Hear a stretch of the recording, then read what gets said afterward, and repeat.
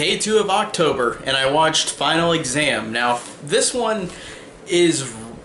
Final Exam is one that I've always wanted to see, specifically because of the poster. Like, I love the fact that 80s slashers have such fantastic posters, and those are some of the biggest reasons why I get pulled in to these types of slashers. Like, I just think they're fun, and I think the posters were such... Like, they gave so much dedication to the posters in this era in the 80s that they really did give them their own identity. And just looking at that poster for Final Exam, I always remember that silhouette with a knife looking over at a college. Like, that's a really cool, awesome poster. So I've always wanted to see this movie, and that poster has always stayed in my mind. Like, I need to watch this one. This is what I need to see. And this was perfect timing just to watch it in October, since I'm watching a new movie every day of October. A new horror movie.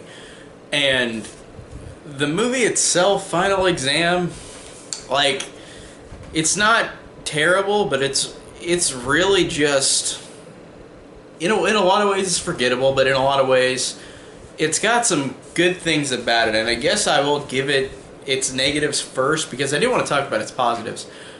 The negatives for me in this movie is that, in terms of entertainment factor alone, like, these are purely based on entertainment, not on, like, filmmaking, because, like, these are just fun exploitive horror movies, and I love watching slashers, especially 80s ones.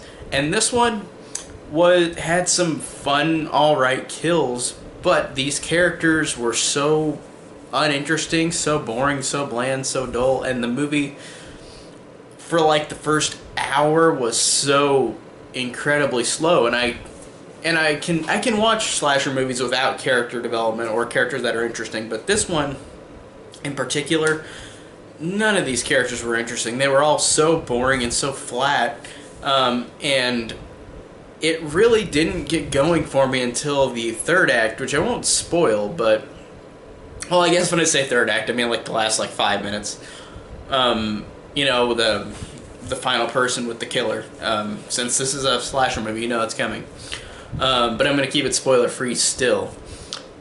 But, like I said, the kills are alright, but the movie overall, for an hour-and-a-half movie, this is really, really boring in a lot of ways.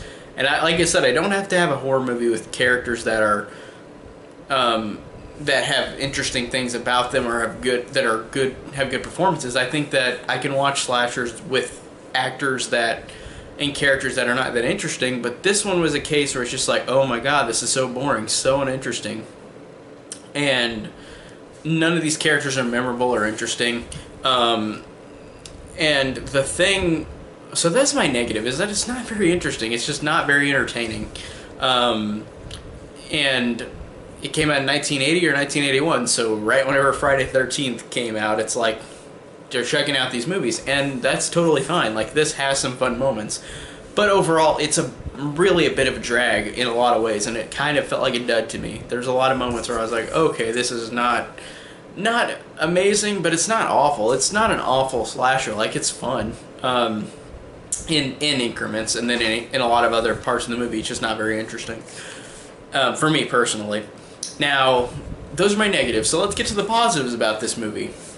I love the fact that it's a very small detail, but this is something different in this horror movie that I've noticed, in this slasher movie, than a lot of the other ones I've seen.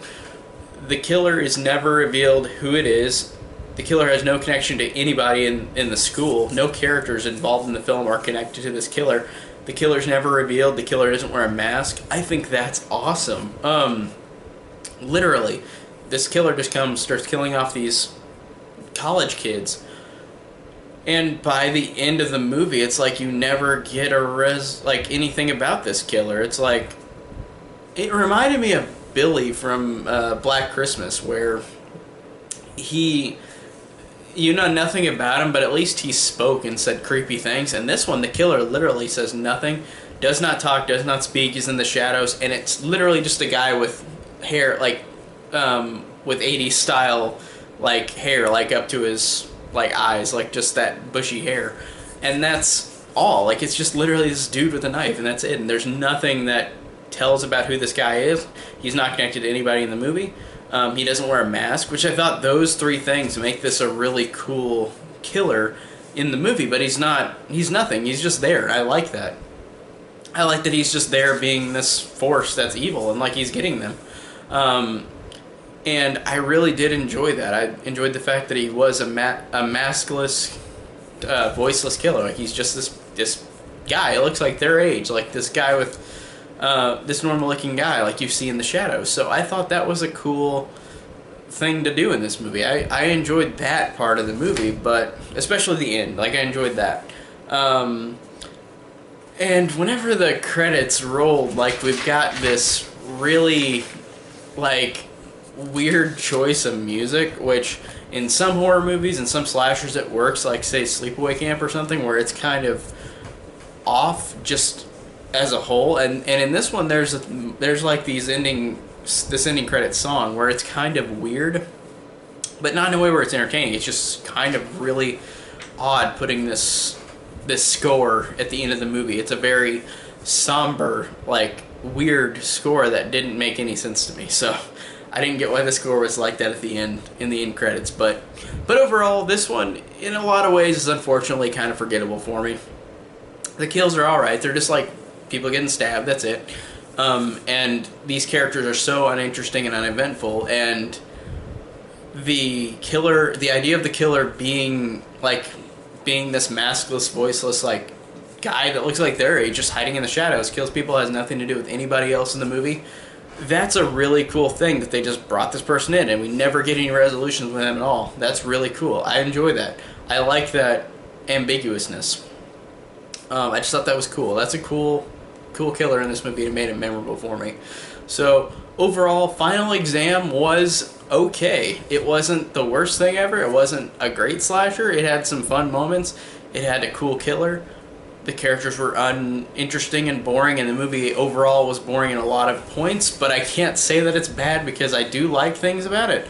There's things I don't like about it too, so I'm really mixed on this. It's not amazing, but it's not bad. It's just an in-between slasher that was chugged out during the 1980s, and it was fun in a lot of ways, but in some ways it was really boring. So overall, this one I was really, really mixed on.